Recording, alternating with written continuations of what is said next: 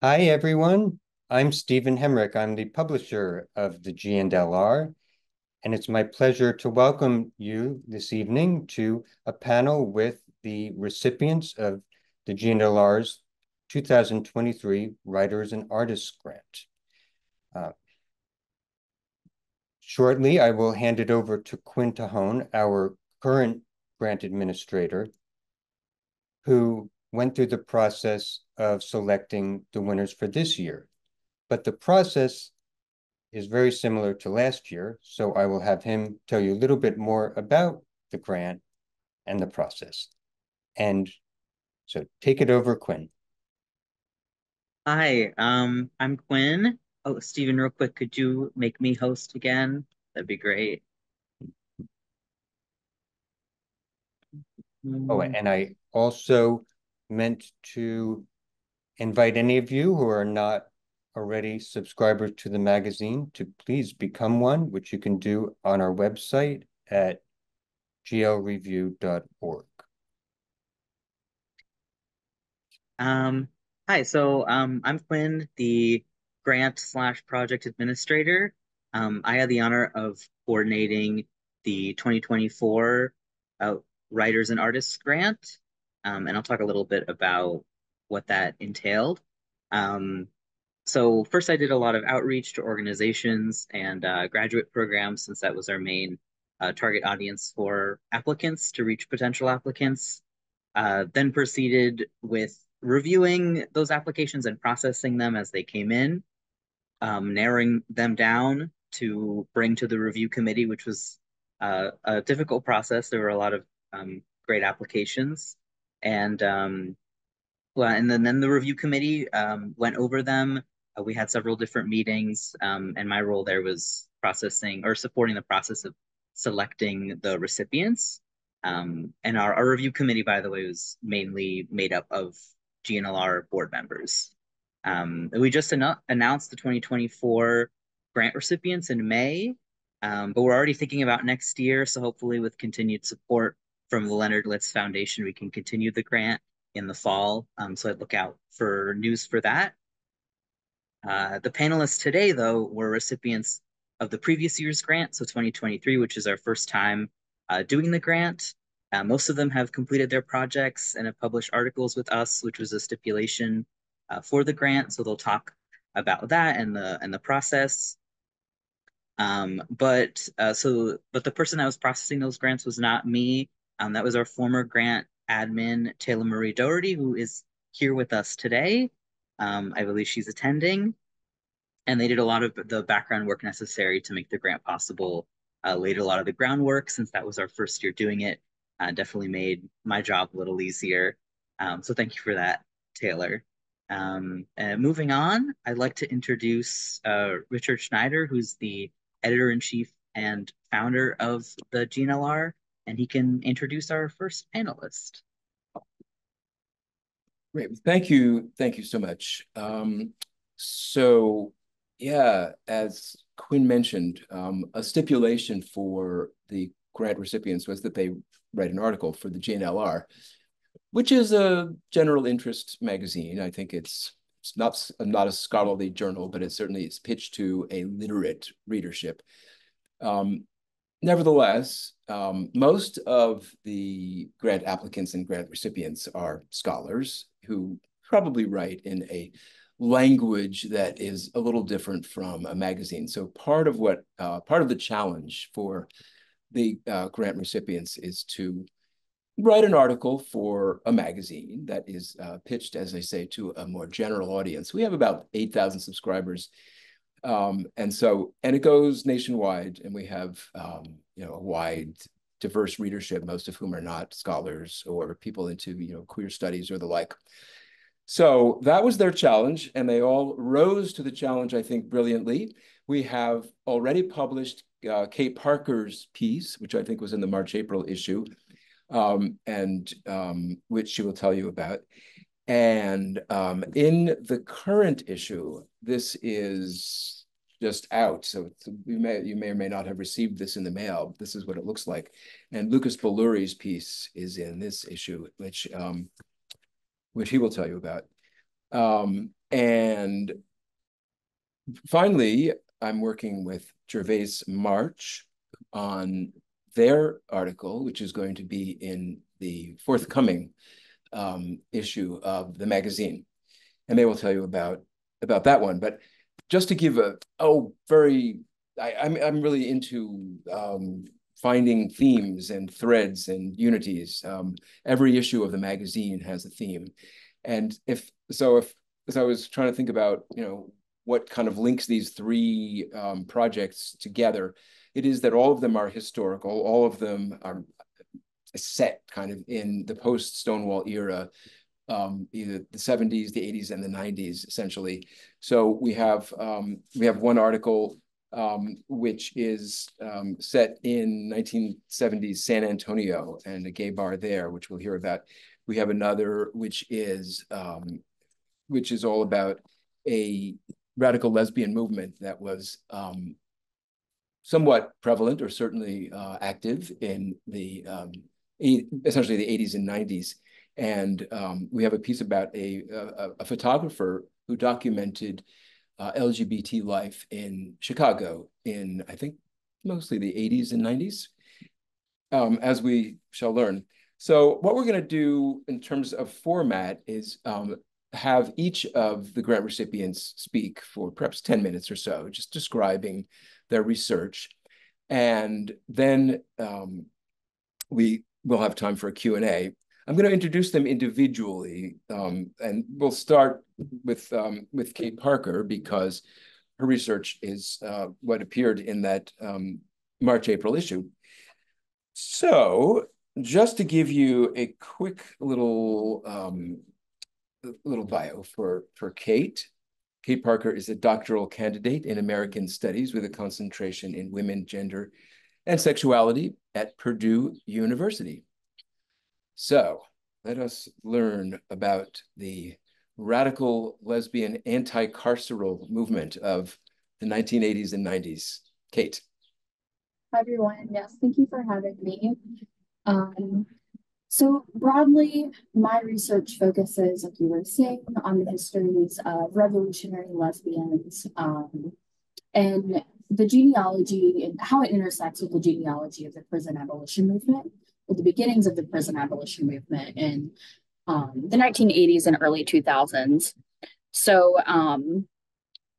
while this aspect of my research does look at some individual activists, primarily because they are, overlooked in LGBTQ plus scholarship, what I hope to really highlight is the collective struggle, I guess, the activist organizations who came together throughout these few decades within the early genealogy of the ongoing prison abolition movement. So I landed on this topic as a longtime student of queer history, resistance literature, and critical carceral studies. And in 2020, I was writing my prospectus for my dissertation, and Emily Thuma published a book, All Our Trials. And in this book, she explains that early anti-carceral, Thuma refers to it as nascent prison abolition. These mobilizations were, quote, and I'm going to read her quote so I get it right, spearheaded by radical women of color and anti-racist white women. Many of them were lesbian identified. I read that and immediately I wanted to know who they were, right? So I ended up in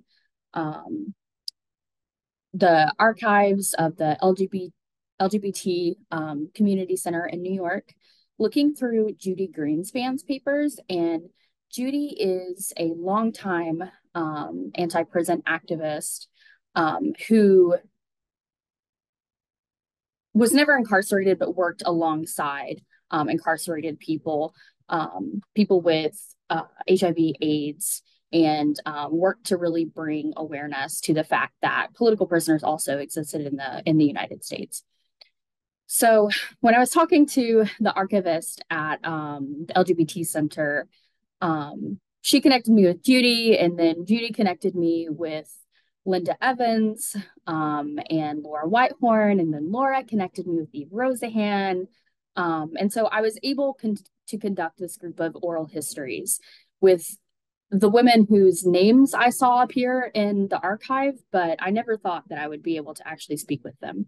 I was very, very lucky to be able to do that. All of them identified as revolutionary lesbians who either were political prisoners or they worked to free political prisoners during the late 80s and throughout the 90s. So for the article that I wrote for the G&LR, I focused specifically on Laura Whitehorn, Linda Evans, and Susan Rosenberg.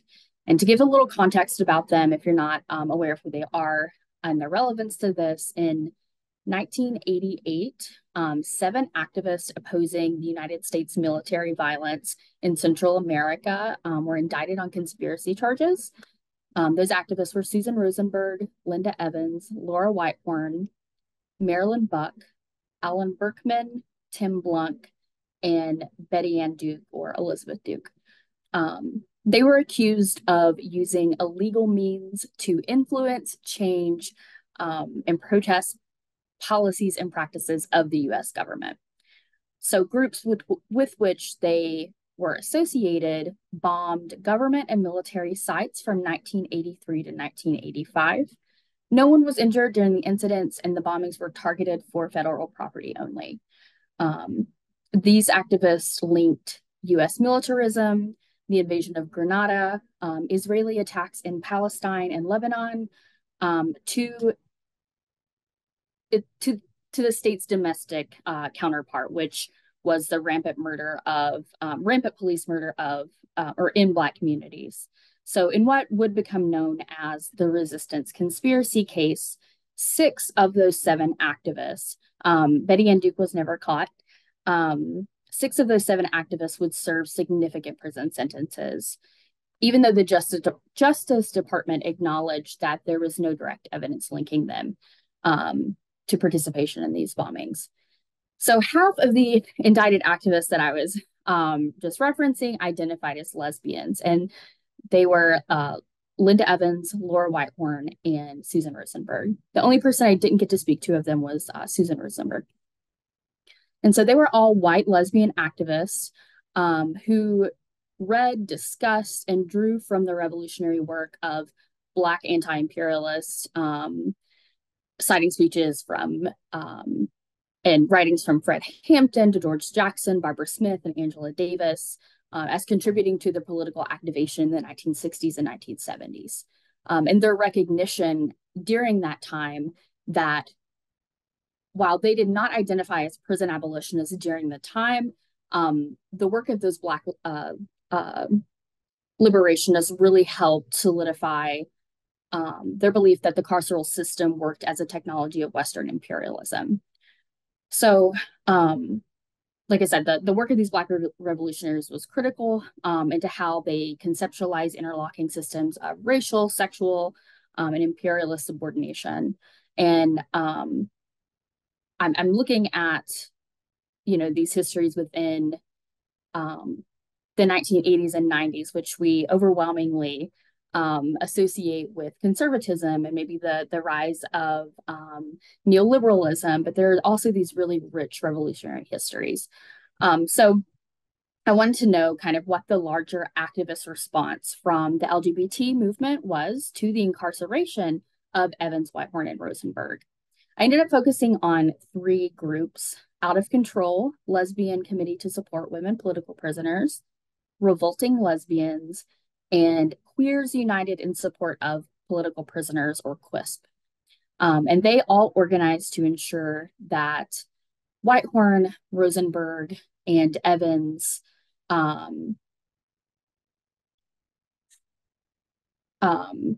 to ensure their sexualities were not only capable of being seen, right, not only visible as lesbian political prisoners, but also capable of being understood as part of their overall liberatory politics, right?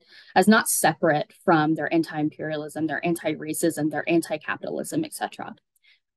Overall, Linda Evans was sentenced to 40 years, Susan Rosenberg was sentenced to 58 years, and Laura Whitehorn was sentenced to 20 years. Although they all served about 14 to 16 years in federal prison, various federal prisons.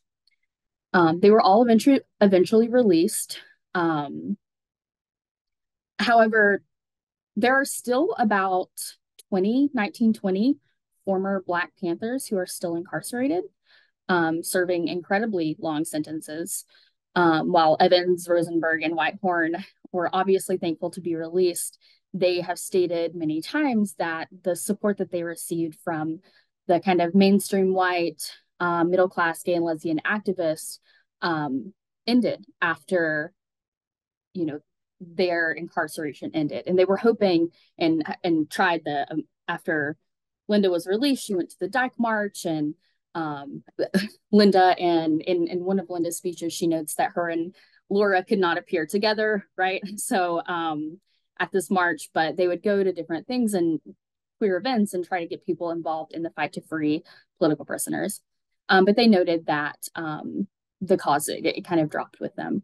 And so I wanted to read a quote by Evans when she's describing why she believes that this happened. And she says, quote, "Our own political movement, too, has ignored the existence of political prisoners. I think this has largely been a product of racism. Most U.S. political prisoners / POWs are Black and Puerto Rican comrades who have been locked up for over a decade." And so thinking back, like I said, to the collective struggle of the ongoing prison abolition movement, although these networks of activists did not use the language of prison abolition in the 1980s and early 1990s, they are I'm arguing that they're part of the overall story, right? Alongside the movement to end state violence, imperialism, white supremacy, and anti-queer and trans bigotry. All of them now identify as prison abolitionists, and some of them were crucial, even while they were behind bars, in helping start some of the first prison abolition organizations like Critical Resistance out of California. Yeah, so that's what I have so far. Like I said, this is just for this particular article that I worked on for the G&LR, but it's part of kind of a larger project, my dissertation, which focuses on a larger kind of carceral or anti-carceral critique and intersecting with the gay and lesbian movement in the 1980s and 90s. Unmute there. Thank you so much, Cait. That was great, and your article was terrific, and I want to thank you so much for writing it. It really came out well, and I enjoyed working with you. Why don't we move to Gervais Marsh, because I think he, or they, I should say, might have to leave a little bit earlier. So let me go on with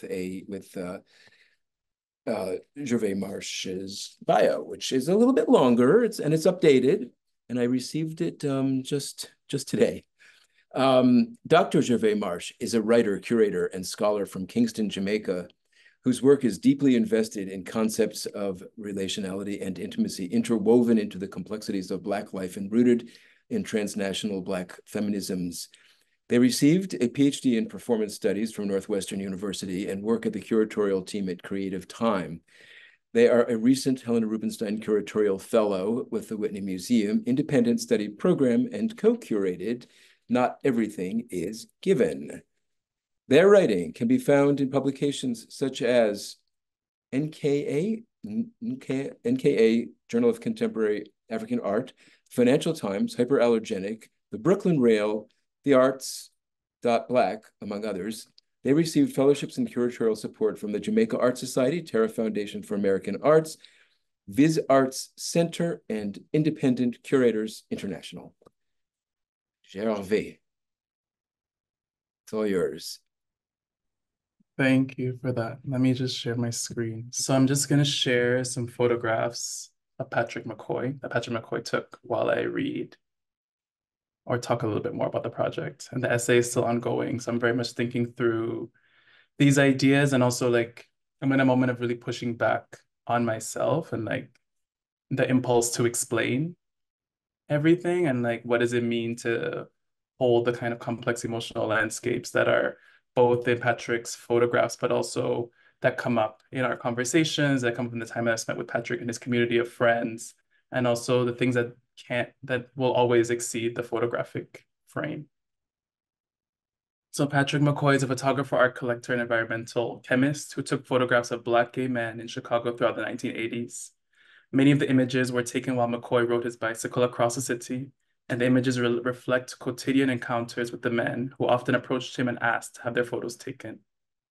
Sites in the photos include gay cruising areas in Jackson Park, theaters downtown in Chicago, cultural centers on Chicago's South Side, and nightlife spaces like the Rialto Tap. Whenever possible, McCoy gave the men copies of the photos, further building a sense of intimacy. So often when I speak with Patrick and we go through the archive, which is like definitely more than 1,000 photographs. It's hard for me to say exactly how many, but there are binders and binders of photographs. And when we have conversations, he can tell me something about every single person in the images. So either it's a personal connection that he's had with them or just something about that person's life, which for me is just remarkable, considering how limited my own memory is, or as is now. McCoy stopped taking photographs during the early 1990s because he was emotionally impacted by the ravage of crack cocaine on the Black community. This time period was also marred by HIV/AIDS with the severe effects on the Black communities, which have still not substantially been discussed. McCoy's archive is an opportunity to attend to the countless lives of Black people lost to HIV/AIDS, with the recognition that the virus fundamentally shaped the contemporary Black diasporic artistic world. By focusing on encounters in daily life, McCoy's photographs move away from the demand for the public performance of Black queer sexuality. And so it's something that I'm really continuing to sit with in this project is both my own broader interest in the ways in which Black folks withhold aspects of themselves or reorient towards their own interior worlds, which means that like certain things are just not shared with the general public, alongside this increasing demand for Black queer sexuality to be engaged publicly and extracted publicly, but also holding that alongside the fact that in a number of our conversations, like I said, when I talk with Patrick about the archive, a lot of the conversation revolves around sexual intimacies with the men, either amongst different men, him and the men, like, you know, like that's very central to the conversation. And so what does it mean to hold that in my own engagement with the archive while also holding this kind of move away from this public kind of demand to know?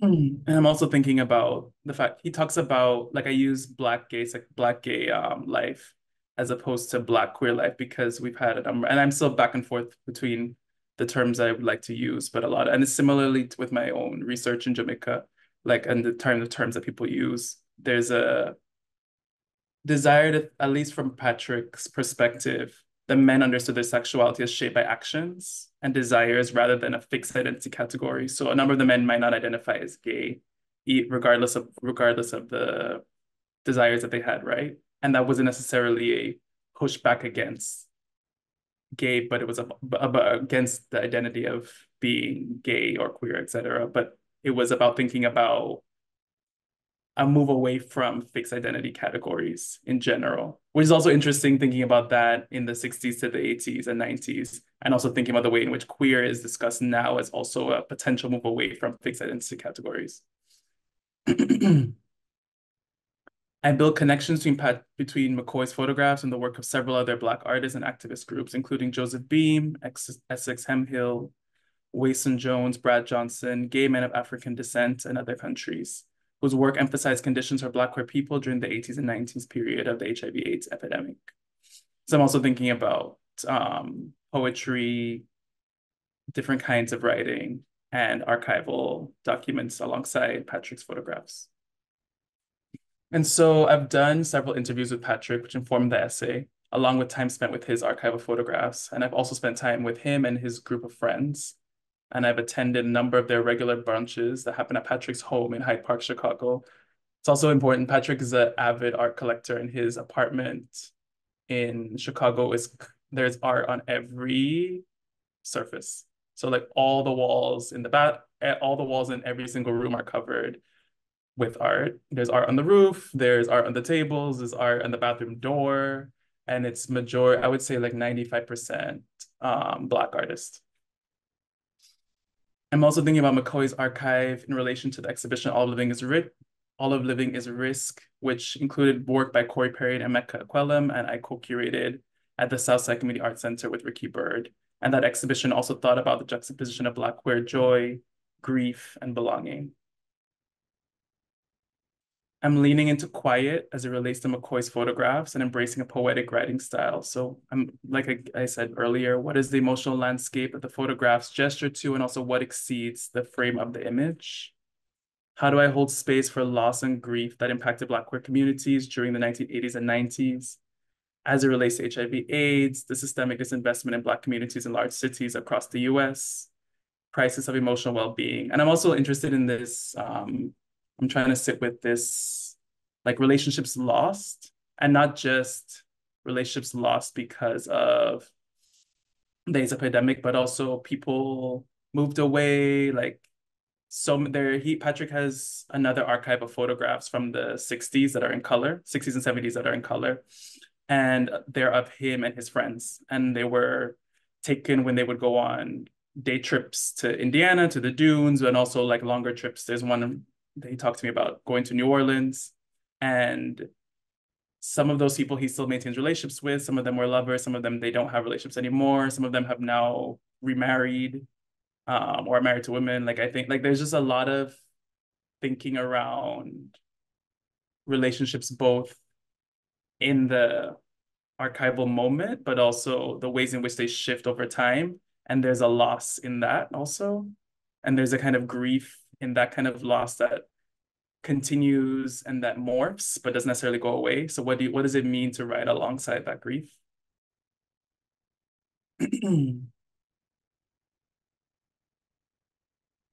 This is the Rialto tab here on the left. It's no longer open.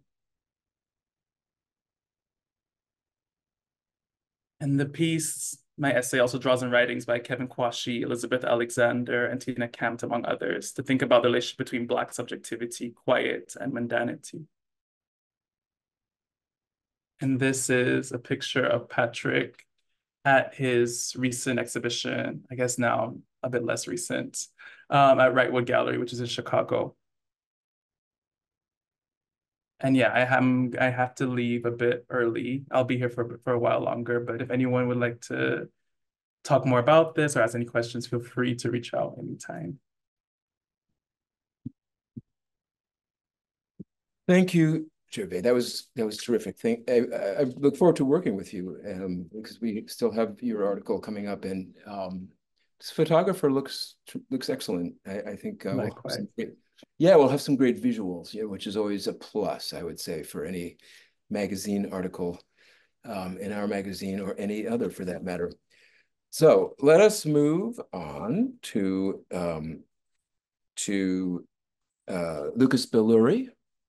And so just quickly, here he is. Lucas Belury is a geography PhD student at the University of Arizona, interested in centering the lived experience of communities on the margins.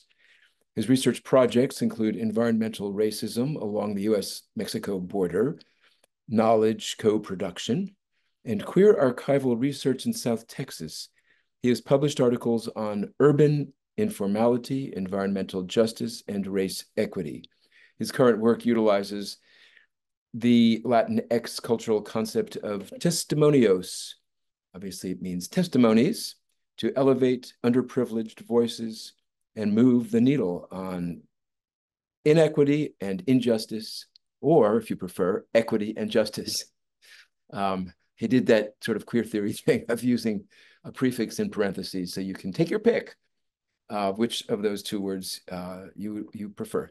So, okay, take it away, Lucas. Yeah, thank you for that warm introduction, and just really want to thank the organizers of this. And I'm really just sort of grateful to sort of be in conversation with Cait and Gervais on this panel. Yeah, so and thinking through my work, as the sort of intro bio sort of said, my work largely focuses on the borderlands of South Texas and northeastern Mexico, sort of what is colloquially known as Noreste, which is sort of this sort of transnational, binational region that extends from sort of Monterrey through sort of South Texas. And a lot of my work sort of thinks through voices and whose voices are missing in archival spaces, which I think is, yeah, clearly it's been sort of a recurring theme amongst the three of us. In particular, I'm really interested in sort of what it means to sort of reorient ourselves around thinking about places not from the perspective of, I think, what is often the center of focus in LGBTQ plus and queer studies, which is, predominantly coastal, urban, and white, but sort of thinking about the experience of folks on the border, folks on the margin, namely Latinx perspectives. I started doing this research project in San Antonio, Texas. I should pause and just sort of say that I'm coming to you from Tucson, Arizona, the home of the Tanahatham and Yaqui peoples. But I'm originally from Texas. I'm Tejano, from what we now call Austin, Texas, and have a lot of family in South Texas and on both sides of the border. And I've been thinking a lot about sort of queer identity, and sort of the distinctive ways that it sort of comes and sort of shapes, how the borderlands sort of shape queer identity. And in the context of South Texas, I've been working in San Antonio in particular, sort of thinking through San Antonio sort of 20th century queer history, namely the 1970s and 80s. I really actually began this project looking at a gay bar that still exists. It's one of the oldest gay bars in Texas, called the Bonham Exchange, which was formed in 1981. Looking at sort of the architectural history of the Bonham.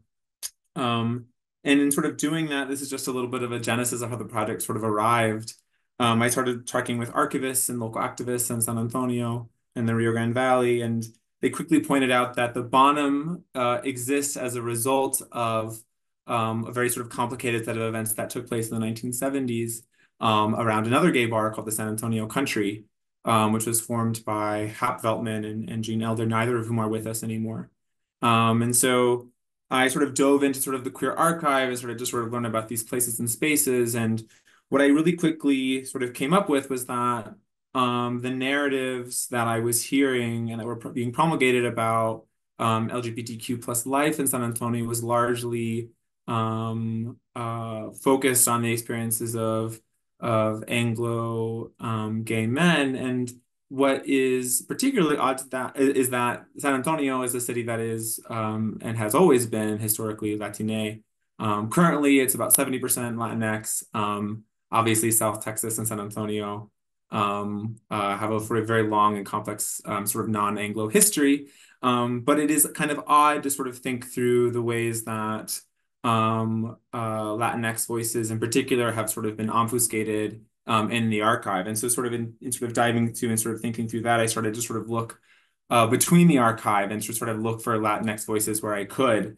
And a part of that was looking at this really specific court case or series of court cases that took place in the 1970s between the San Antonio Country and the US military. So San Antonio's queer history, I think, is really interesting in that San Antonio has historically been equated to a bit of a vice town. In the 1920s and 30s, it was a very popular place for gambling and saloons and other sort of kind of like vices. There were a lot of we have a lot of really interesting sort of newspaper articles that sort of show there was a very, very large drag scene in San Antonio. And that sort of drag performers would sort of tour the country, and San Antonio was a really principal stop on that tour, along with places like New Orleans and sort of the South. And in the 1940s and 50s, that grew exponentially with sort of the rise of urban military bases in the US and World War II.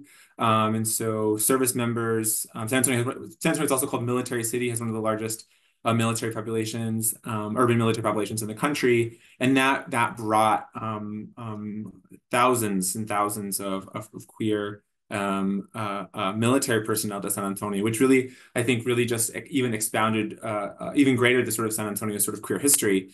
And herein lies sort of the conflict between the San Antonio country and the U.S. military in the 1970s. By all reports, San Antonio sort of queer scene was much more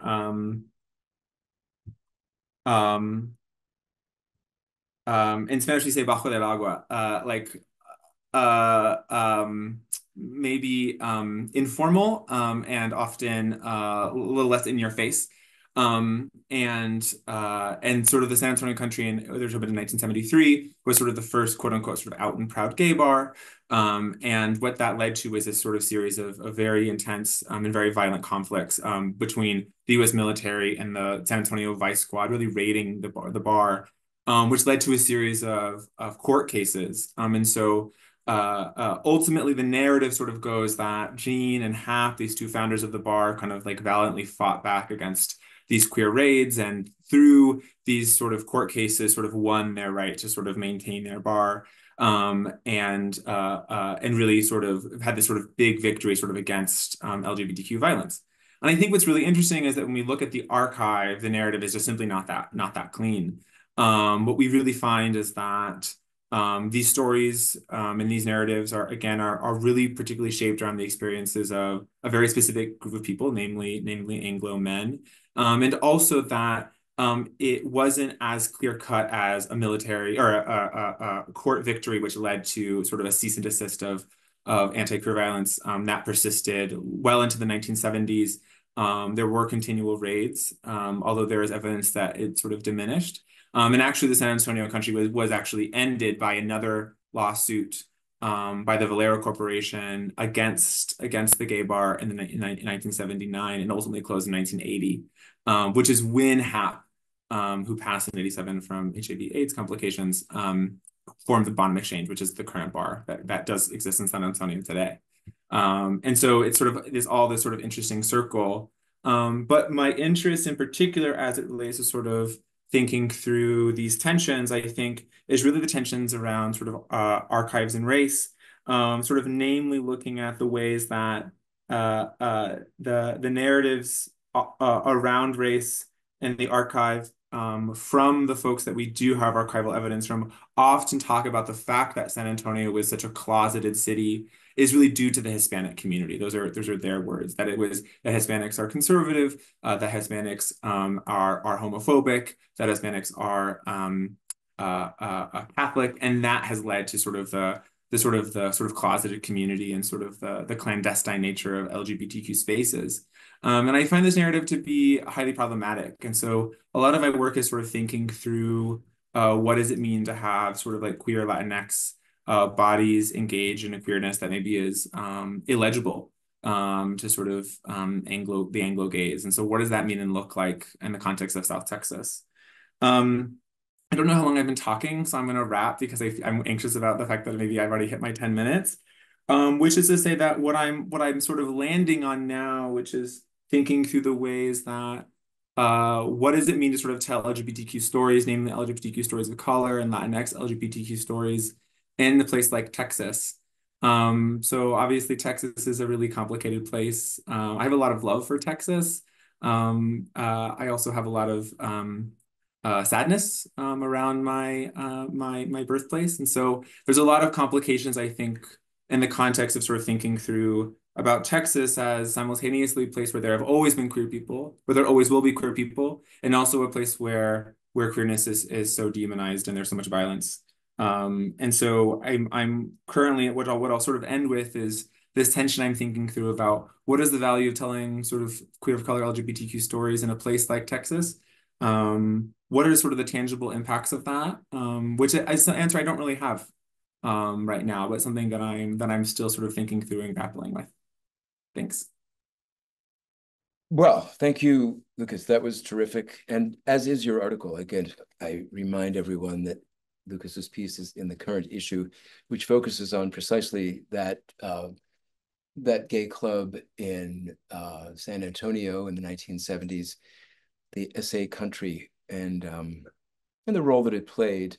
The legal case, the way I spun the article, I highlighted the legal case because magazine articles like conflicts, and especially ones where it seems that we got at least some element of victory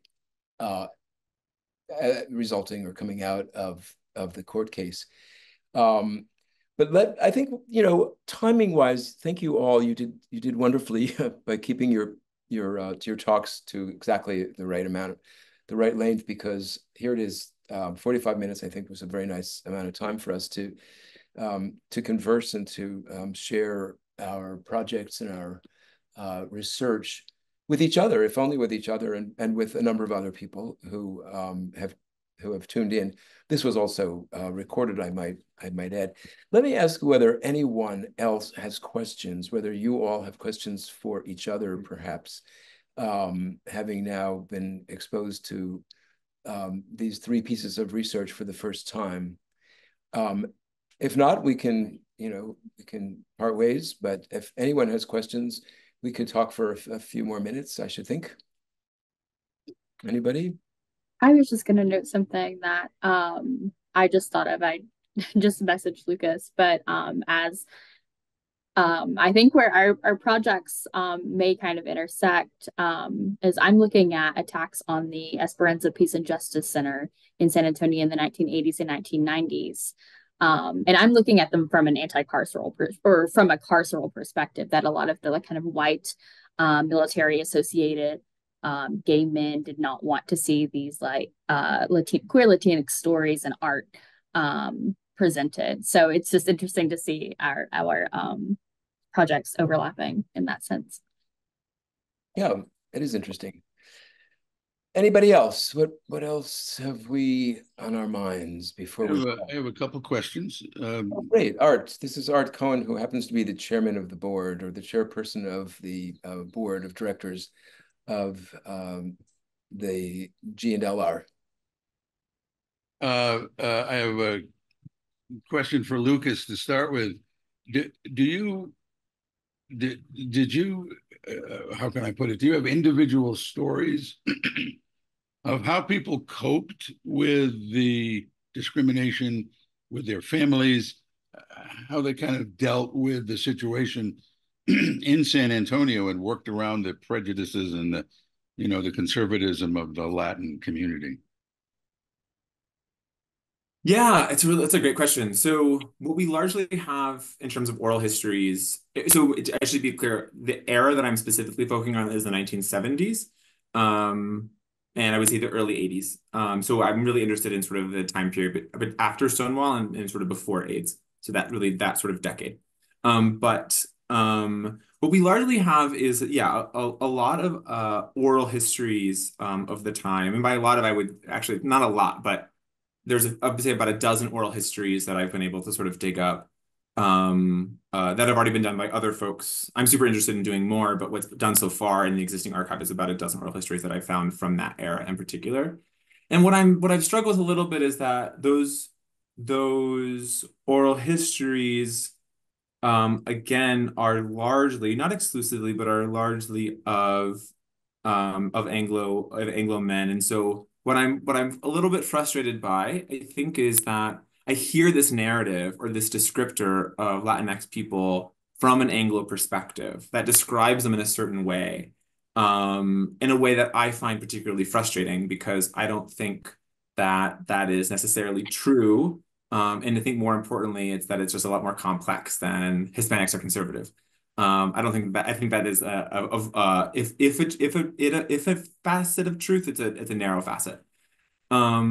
There are a few Latinx oral histories, and interestingly, they are contradictory, which I think sort of highlights that complexity. Some, there's a particular oral history that I'm thinking of right now at the top of my head from an activist named Nikki Valdez, who's no longer with us, but she gave several oral histories during her lifetime.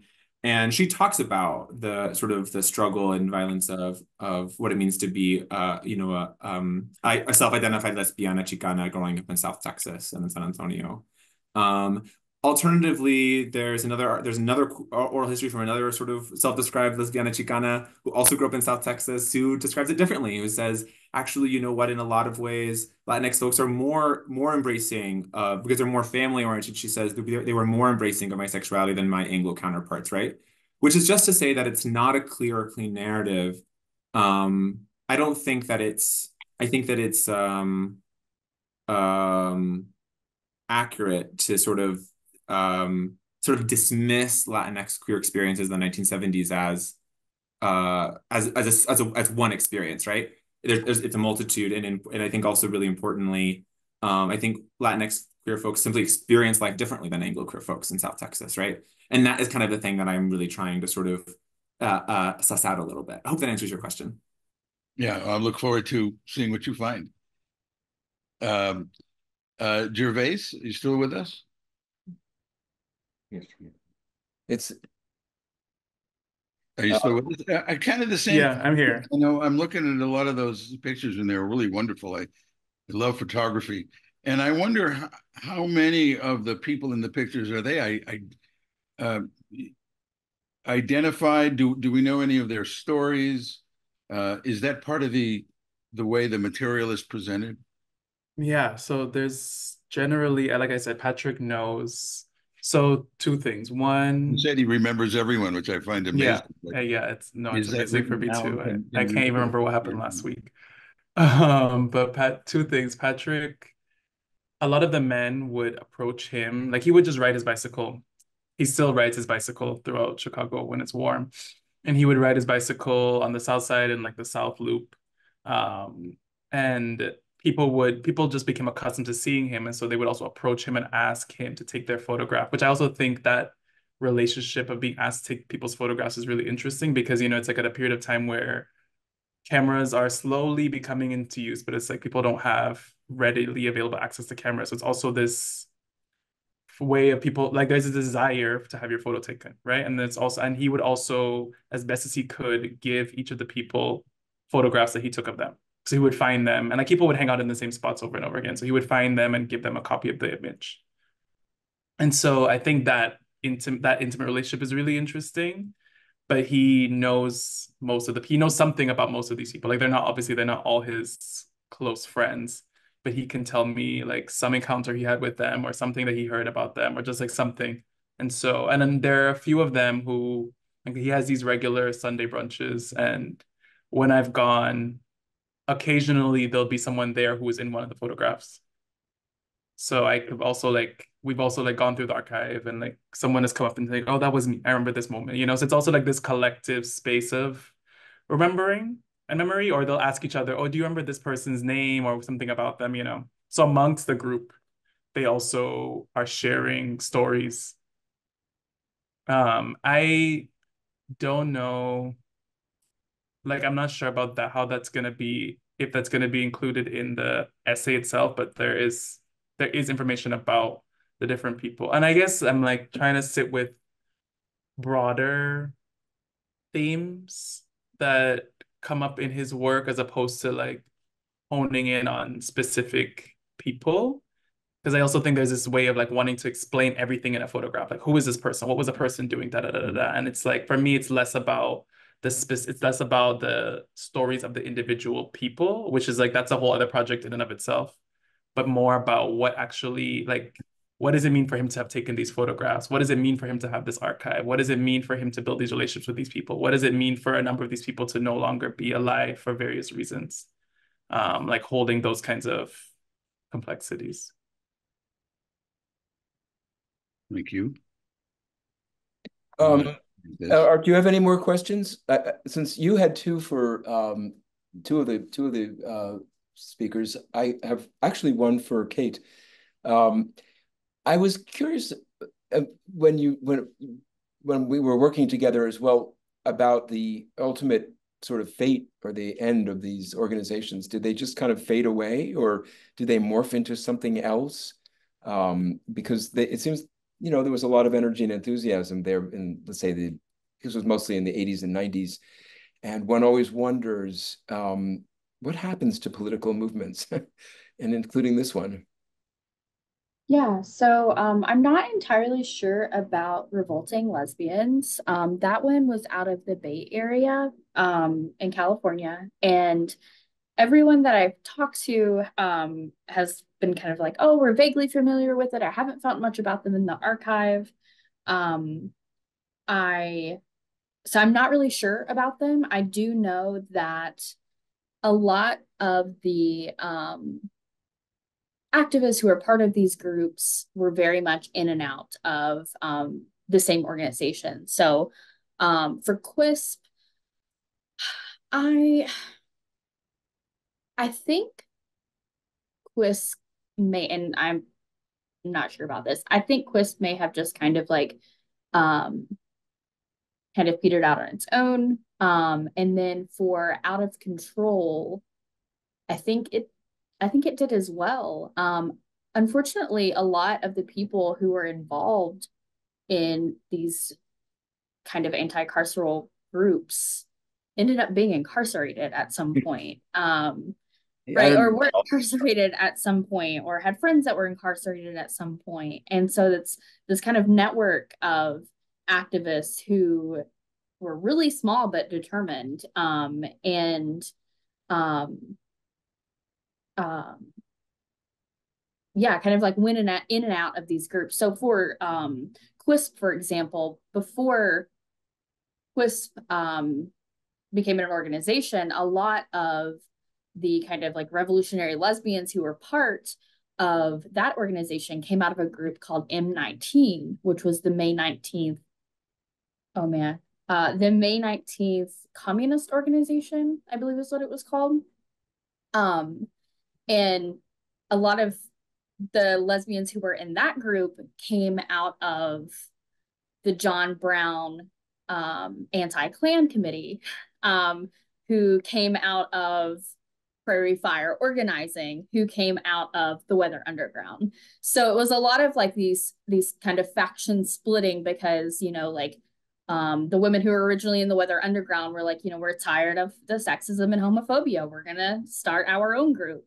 And then it just kind of like splitting, different people, you know, being arrested or leaving the movement for various reasons.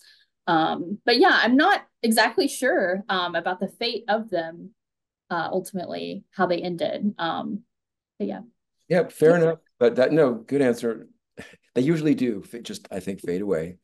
Yeah, that's the way that's the way life goes, right? Anyway, thank you all so much. I think this was terrific. We've reached the end of our hour, and I think we've all learned something. I sure have, and so I really want to thank you again. I don't know if Stephen, Quinn, if these guys have anything else to say. I'll just echo the thanks, Gervais, Cait, Lucas.